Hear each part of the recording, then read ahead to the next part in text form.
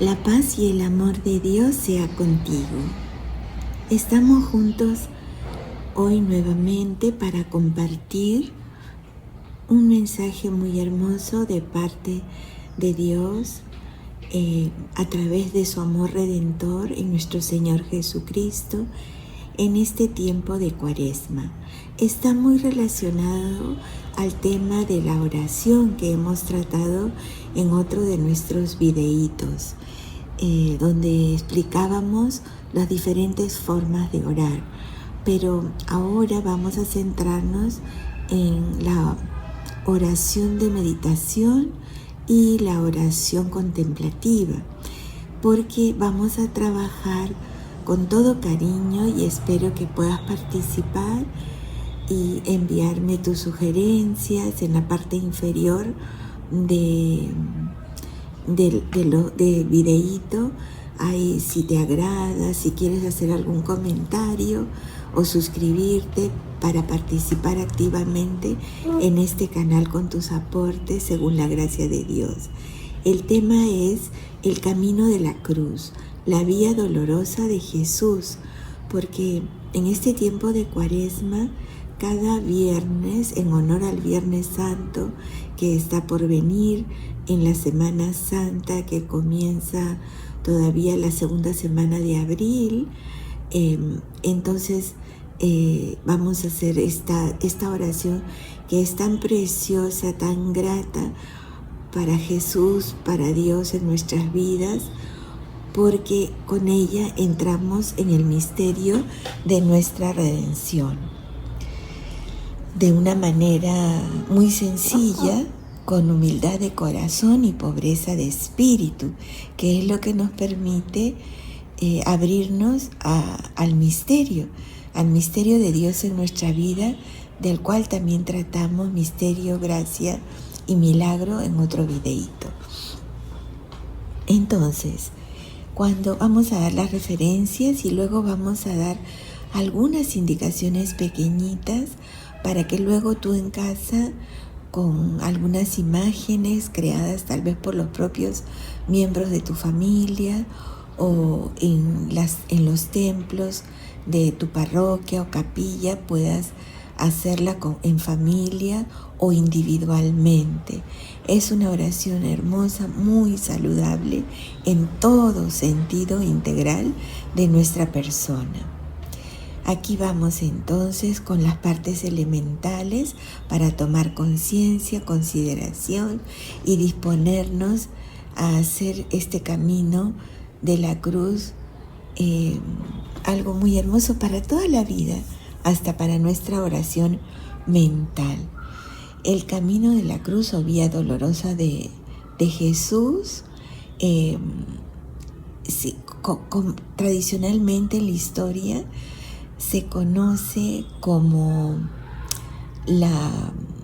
que comienza en una no se está muy seguro si comenzó en una fortaleza que está en Jerusalén que se llama Antonia o fue en el palacio de Herodes, pero sí se sabe que ahí estaba la sede y la estancia del prefecto gobernador romano de la provincia de Judea, que era muy poderosa para el César, y el gobernador era Poncio Pilatos, que estaba bajo la autoridad de Tiberio, ¿no? El César de entonces.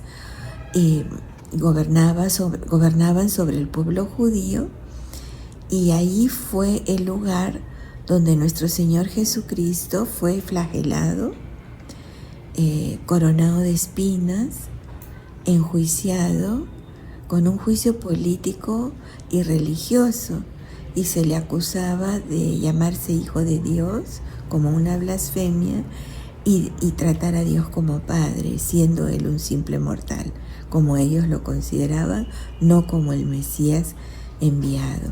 Y también se le consideraba, se le juzgaba porque le preguntaron sobre su reinado y si en verdad era el rey de los judíos, ¿no? Y a lo que él contestó, tú lo has dicho, ¿no? y entonces y con ese letrero se le crucifica después de ser condenado a muerte. En esa condena se prefiere dar el indulto a un bandido, Barrabás, en lugar de dársela a Jesús, en quien el mismo Pilatos había confesado que no encontraba ningún delito en ese hombre, por sugerencias también de su esposa, que había tenido unas pesadillas y le decía que no haga daño a este hombre, que era un hombre justo. Pero como se conoce el lavado de las manos de Pilato, que es una palabra que se usa cuando uno se desentiende de lo que corresponde entenderse y comprometerse, cuando por temor, por otros criterios, ¿no?, que no son los de la verdadera justicia, sino de lo que conviene para la persona que está en el poder y conservarlo, ¿no? Entonces allí se libera Barrabás en lo que se llama el pretorio, y termina el camino de la cruz, de la Vía Dolorosa, en la iglesia que ahora existe con el nombre del Santo Sepulcro, que vendría a ser el lugar de la crucifixión del Gólgota, como nos los narra en los evangelios, en la pasión y muerte de nuestro Señor Jesucristo. Es una ruta que aproximadamente tiene de distancia 600 metros, en la que Jesús, bastante deteriorado por la flagelación, la humillación, la coronación de espinas, las burlas y todo esto, los golpes, estaba bastante deteriorada su salud, y así es como es enviado con una cruz muy pesada sobre sus hombros para morir ahí crucificado. En este tiempo de Cuaresma nosotros estamos invitados a una oración muy intensa, porque es un tiempo fuerte. Justo su excelencia está en la oración, en ese don, regalo que Dios nos concede, como decía nuestro Padre Espiritual San Alfonso, y que hay que suplicar, y jamás el Señor nos va a desoír esta súplica o desatenderla. Nos va a regalar el don si humildemente se lo pedimos. Entonces aquí es un tiempo fuerte, porque el Espíritu Santo de Dios nos asiste en nuestro ser interior, donde habita Jesús, para que por la fe en nuestros corazones vayamos siendo arraigados y cimentados en el amor de Cristo que se nos entrega. Entonces, la forma de la oración para este camino de la cruz o vía dolorosa que se nos sugiere es la meditación y la contemplación. Son otras dos formas de oración.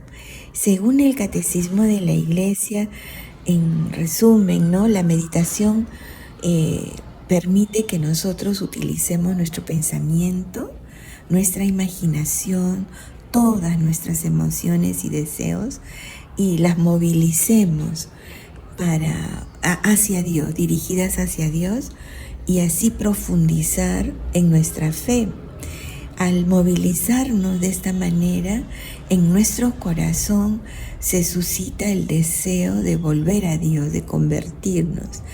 Y si lo hacemos con recta intención, como es que nos mueve el Santo Espíritu, se va a fortalecer también nuestra voluntad en el seguimiento a Cristo y a considerarlo a Él como el centro de nuestra vida, y porque lo es, ¿no?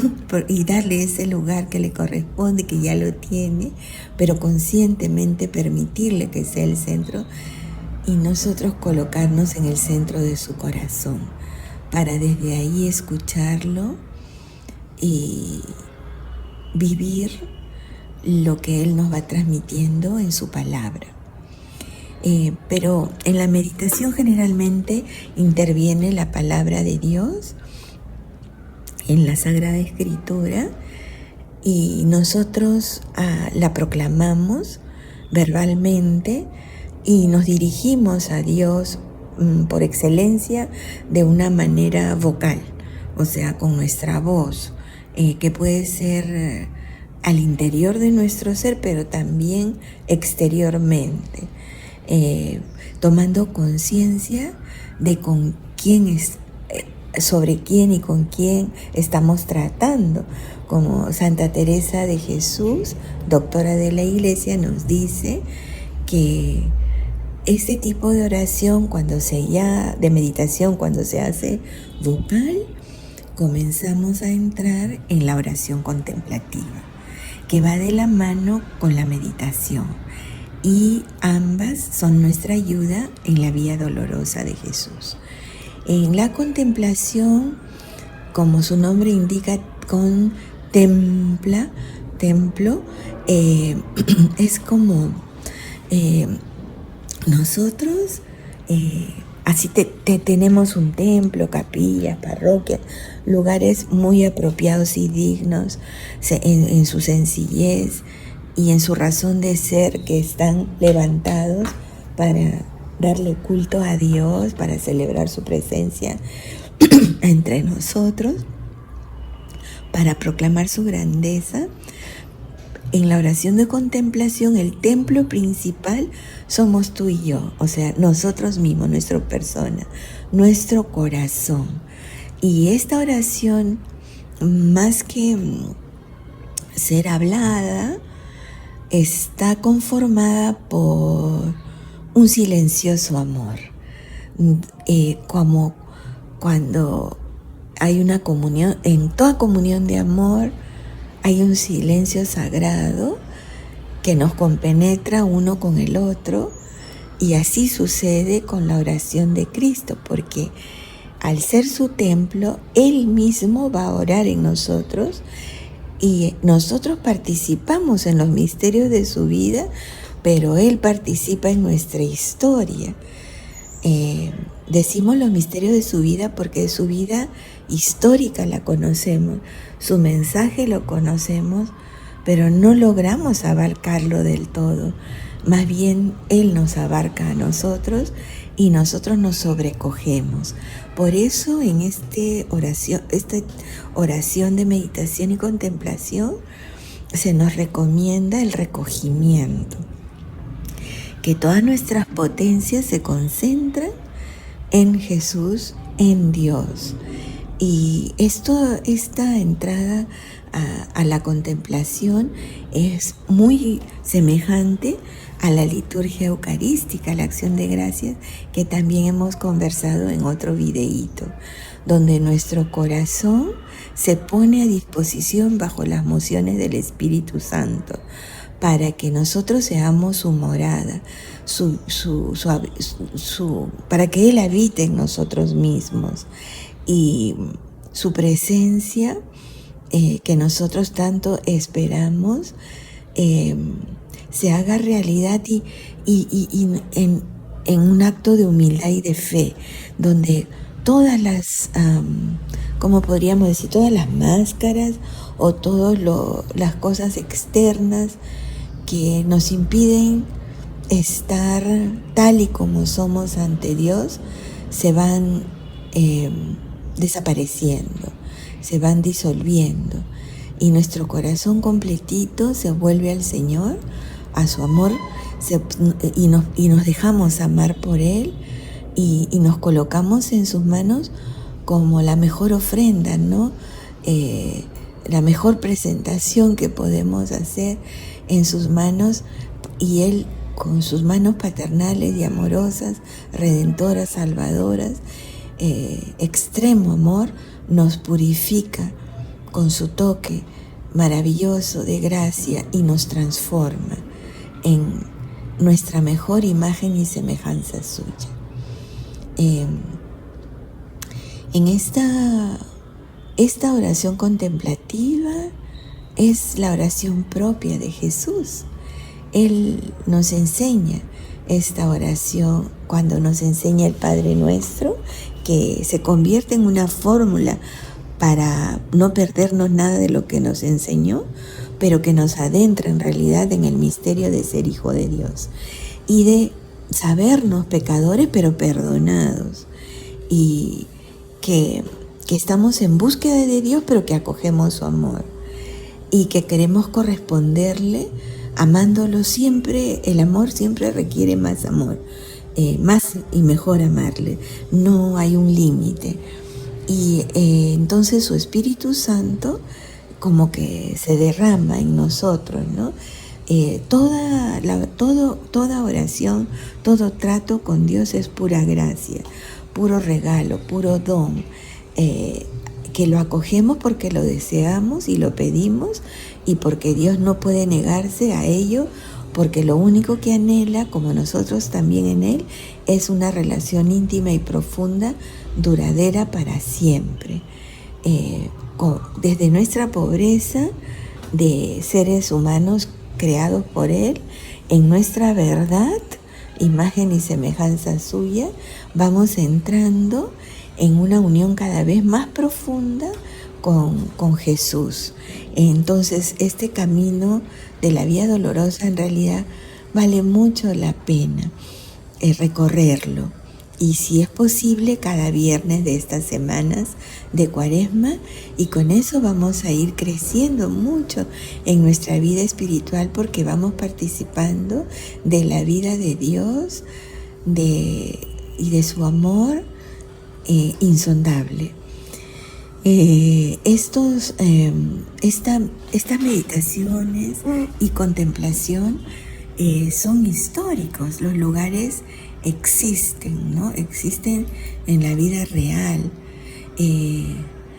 Hay un sacerdote que a mí me parece, y lo siento como amigo aunque no me conoce, que es el padre de Jesús Aguilar Valdés. Él siempre, si ustedes lo buscan en YouTube, ha filmado todo este camino. Y sería lindo, porque los que no podemos viajar como yo a estos lugares, él lo ha hecho incluso en estos momentos de guerra, ¿no? Que ha sido destruidas muchas cosas, partes, pero se permite todavía a los peregrinos del judaísmo también, del mundo musulmán, visitar estos lugares santos a cargo de la comunidad de los franciscanos. Entonces, no es una invención, es una verdad. O sea, es como María es el vértice del amor de Dios y nosotros, así también estos lugares santos son el vértice entre nuestra historia real y verdadera y la realidad real y verdadera de Dios en nuestras vidas, para creyentes y no creyentes, porque existe y no se puede negar esa realidad.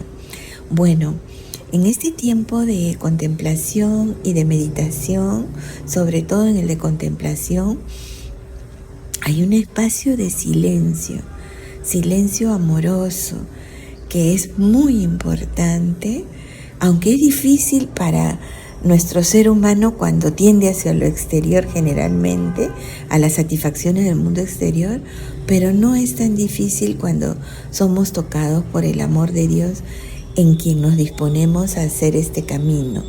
Y desde su amor participamos de la oración con Jesús en momentos de meditación, de expresión verbal y vocal, de proclamación de su palabra y de silencio amoroso de comunión, tal y como lo hemos expresado y lo vivimos en la Eucaristía y en todo acto verdadero de amor, como cuando practicamos las obras de misericordia. Hay toda una movilización para ir al encuentro de quien nos necesita, pero en nuestra entrega entramos en el misterio del amor de Dios, que es caridad pura, y ahí estamos en silencio, en comunión, porque la comunión se expresa así, en un silencio de amor que no es vacío. Este recorrido de Jesús se estima que fueron aproximadamente 600 metros y pareciera poco, pero considerando la situación, como decíamos hace un ratito, en realidad es de un significado tremendo, donde entramos en contacto directo. No hay otro contacto más profundo con el dolor y el sufrimiento que este. Ahí encontramos el sentido de todo dolor y sufrimiento, pena y tristeza humana. Entonces, este camino no solamente es nuestro humano, sino, como decíamos, es divino, porque nos invita también este camino a considerar la cruz, ¿no? Y a seguirla desde la luz de su amor. Hay una oración dentro de este camino que es la oración vocal que decíamos, pero es repetitiva. Y se dice así: te adoramos, oh Cristo, y te bendecimos, porque por tu santa cruz redimiste al mundo, y en ese mundo a ti y a mí particularmente con nuestra propia historia. Luego del anuncio de cada estación, o sea, luego de decir esta oración, a veces lo hacemos al comienzo, pero se da el anuncio de la estación. Por ejemplo, la primera estación: Jesús es condenado a muerte por Poncio Pilatos, ¿no? Se puede decir brevemente o se puede anunciar con la palabra de Dios del Evangelio. Enseguida se nos invita a una meditación en la Sagrada Escritura, que es la oración vocal en la cual nosotros anhelamos, sentimos y pensamos en Dios, sobre un texto de la Sagrada Escritura de donde conocemos cómo se realizó este trayecto de vía dolorosa. Entonces, también nosotros aquí contemplamos en silencio, luego de haber hecho el anuncio de la meditación. Esta contemplación, el Catecismo de la Iglesia tiene una figura bien bonita, donde nos dice que es como, no hay palabras, vendría a ser como si nosotros colocáramos unas ramitas secas que avivan el fuego del amor de Dios en nuestros corazones. Me gusta mucho esto. Entonces, en la decoración de tu altar, cuando hagas tu Vía Crucis, puedes colocar unas ramitas secas con las que harías un buen fuego para calentarte, ¿no? En un día de frío. Y luego se hace el Ave María, el Padre Nuestro y el Gloria, porque el Ave María es el misterio de la encarnación, que está muy vinculado, o sea, no habría tal misterio de la encarnación de Jesús cuando el Verbo de Dios se hizo hombre en las purísimas entrañas de Santa María, si no fuera en vistas a nuestra redención. Es el sentido del misterio de nuestra redención, está en nuestra redención. Y el Padre Nuestro, porque es la oración que Jesús nos enseñó, con la que nos introduce en la contemplación del misterio más grande de su amor y del perdón, ¿no? De nuestros pecados y la reconciliación y del vencimiento del mal con la entrega de su vida. Y el Gloria, porque Jesús es la gloria del Padre, del Hijo, del Espíritu Santo, y nosotros en Él somos la gloria de Dios, como también compartíamos en otro de nuestros videitos. Entonces, en este momento voy a proceder a nombrar cada una de las estaciones de la cruz, pero que tú las vas a recorrer uno por uno en tu capilla, en tu parroquia, con tus compañeros comunidad, de profesión de fe, como tú quieras, pero o con tu familia o solito, solita en tu casa. Es un ejercicio muy hermoso que lo puedes hacer siempre y en particular todos los viernes o todos los días si tú quieres. Es una oración muy hermosa que nos adentra y nos ayuda a crecer en nuestra vida espiritual a través de la meditación y la contemplación del misterio más grande de nuestra fe, que es nuestra redención. Entonces, te voy a hacer unas pequeñas preguntitas, pero no tienen que ser esas las de tu oración, sino las que el Espíritu Santo suscite en tu interior. Y cada vez el Espíritu Santo suscita diferentes cosas. Solo son un ejemplo. Para que se muevan las mociones del Espíritu Santo en ti. La primera, incluso voy a aglutinar algunas estaciones como que ya vamos a ver a continuación. Entonces, la primera estación, Jesús es condenado a muerte. La voy a decir de la manera más simple. Tú ya puedes agregar lo de Pilatos o el texto, como tú quieras contemplarla, ¿no? Es condenado a muerte. El que nos da la vida, ¿no? La vida de Dios. Entonces, allí haces tu meditación con la Sagrada Escritura al respecto y vas entrando, tomando conciencia de lo que estás haciendo y con quién estás en la contemplación, después de haberte preguntado o meditado con alguna ayuda, como por ejemplo, ¿hemos sido condenados alguna vez? ¿Cómo? ¿Por quiénes? ¿Perdonamos? ¿Pedimos perdón? ¿Esperamos que nos pidan perdón? ¿Salimos al encuentro de quien nos condenó, como Jesús, que dice, Padre, perdónalos porque no saben lo que hacen? Segunda estación, Jesús carga con la cruz. ¿De quién es la cruz? ¿Cargas alguna? ¿Cómo la cargas? ¿Tuya es la cruz que cargas? ¿Tuyas son? ¿Son de otros? ¿Cómo así? Tercera estación. Jesús cae por primera vez. Y entonces tú te preguntas, nos podemos preguntar sobre nuestras debilidades que nos hacen caer. Y pensamos en Jesús. ¿De quién carga la cruz que le hace caer?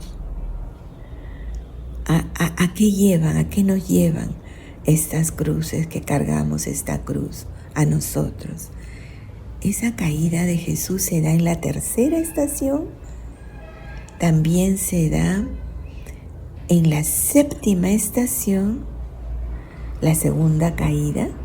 Y también se da en la novena estación, la tercera caída. Y entre caída y caída ocurren gestos de amor de las personas que le acompañaban y también entre la tercera, la séptima y la novena, gestos de compasión y consolación y solidaridad con su dolor. Entonces, en la cuarta estación, pero todas estas estaciones está Jesús, pero está también la Santísima Virgen María. En la cuarta se encuentra cara a cara con su Madre Jesús. Y la pregunta sería, ¿cómo te va con María? ¿Es la Madre de Dios? ¿Es también tu Madre? ¿Cómo así? Tómate de su mano y camina con ella. Es la invitación. Quinta estación, Jesús es ayudado por el Cireneo, ¿no? Entonces, este Cireneo, ¿eres tú como el Cireneo? Y si estás en el lugar de Jesús, estás viendo quienes te ayudan y los puedes bendecir en este momento. Como seguramente Jesús de todas maneras lo bendijo, porque qué honor más grande ayudar a Jesús a cargar la cruz, como tanto queremos tú y yo. La sexta estación, una mujer enjuga el verdadero rostro de Jesús, el mismísimo rostro de Jesús.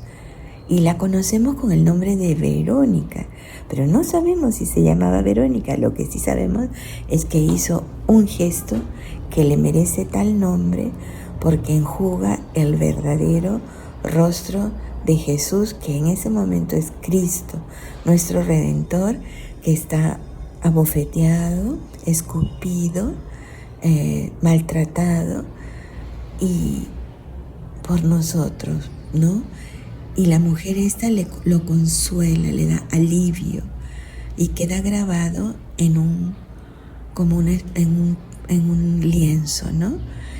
Ahí se quedan grabados en ese rostro la huella de sus sufrimientos. Y nosotros nos preguntamos ¿cómo hacemos nosotros si fuéramos en lugar de Jesús para acoger ese amor, para esperar los consuelos que Él nos envía? Y si eres tú, esa mujer, ¿cómo consuelas a tu prójimo?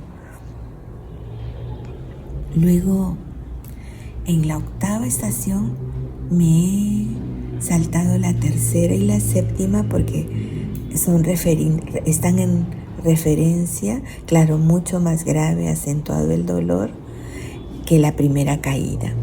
En la octava está Jesús, que se encuentra con las mujeres de Jerusalén que se agolpaban llorando, conmovidas por lo que estaba pasando, porque vivían simplemente agradecidas por todo su amor y no podían comprender todo esto que estaba pasando, cómo al Santísimo Jesús le estaban haciendo esto. Y ahí Jesús las invita a no llorar por Él, a mirar más bien en sus familias, a quienes pueden consolar y por quienes sus lágrimas se han de derramar para que estén bien, para que sean salvos de todo mal. Y nos recuerda la bienaventuranza: felices los que lloran, porque serán consolados. Y las lágrimas nos abren los ojos al dolor de tantos Cristos sufrientes, desde el vientre de la madre de tantas mujeres condenados a muerte, tantos inocentes, los niños, las mujeres maltratadas, ¿no? Y en nuestra propia familia, ¿no? Cómo estamos viviendo, nos hace pensar en la familia pequeña de papá, mamá e hijos, de la segunda y tercera generación, pero también en la familia de nuestra comunidad local, de nuestra sociedad, de nuestro país, del mundo entero. La 10ª estación, Jesús es despojado de sus vestiduras. Cuánta indignidad, ¿no? A veces somos testigos en nuestra propia vida y en la vida de nuestros semejantes. Y pensamos que no hayamos despojado a nadie de la dignidad humana y más bien que la cuidemos con la ayuda de la gracia de Dios. Qué triste es esto, ¿no? No se le permite ni siquiera a un enfermo. Yo recuerdo el doctor que veía a mi papá, que tenía que ponerle una sonda vesical, con qué ternura lo saludaba, aunque él no escuchaba, o sea, escuchaba en su interior seguramente, estoy segura, pero no expresaba palabra, mi papá, pero el doctor lo saludaba, le pedía permiso para colocarle la sonda, que le iba a quitar la ropita, le iba a colocar, y lo hacía con mucha delicadeza. Que así sea nuestro trato también con nuestros semejantes en todo sentido. 11ª estación, Jesús es clavado en la cruz. Aquí el silencio se va haciendo más profundo en nuestra oración ante tanto ensañamiento, daño, muerte. Se nos paraliza el corazón, se nos quiebra en pedazos porque nos preguntamos qué pasa, cómo vencer el mal. Se puede, como dice San Pablo, a fuerza de bien. Es el misterio de la maldad también, pero no tiene la última palabra. Hay esperanza, que no es fácil de ver, pero sí con los ojos de la fe.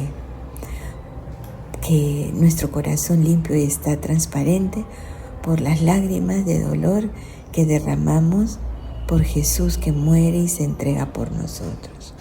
12ª estación, Jesús muere perdonando a sus verdugos. Estamos otra vez ya más a fondo en el misterio de su amor ante la vida quitada y la vida entregada. 13ª estación, Jesús es depuesto de la cruz y Santa María, Virgen, Madre de Dios y Madre nuestra, lo recibe en su seno, como fue engendrado y lo llevó en su seno, así ahora es reclinado, pero sin vida. El Hijo, el amor de los amores, bondad infinita, descansa en el regazo de María, en su hágase, en mi regazo, en mi hágase su voluntad, en su paz, en nuestra paz, con nosotros por amor. 14ª estación. Jesús es colocado en el sepulcro que José de Arimatea generosamente ha donado. Es el silencio de la muerte, el anonadamiento total de Dios hecho hombre para nuestra salvación. Permanezcamos en su amor. Dios nos guarde, Dios nos bendiga. Hágase su voluntad en ti, en mí, en todos. En el silencio de su infinito amor, del misterio de su amor redentor, nuestra salvación se empieza a consumar. Gloria al Padre, al Hijo y al Espíritu Santo, como era en el principio, ahora y siempre, por los siglos de los siglos. Amén.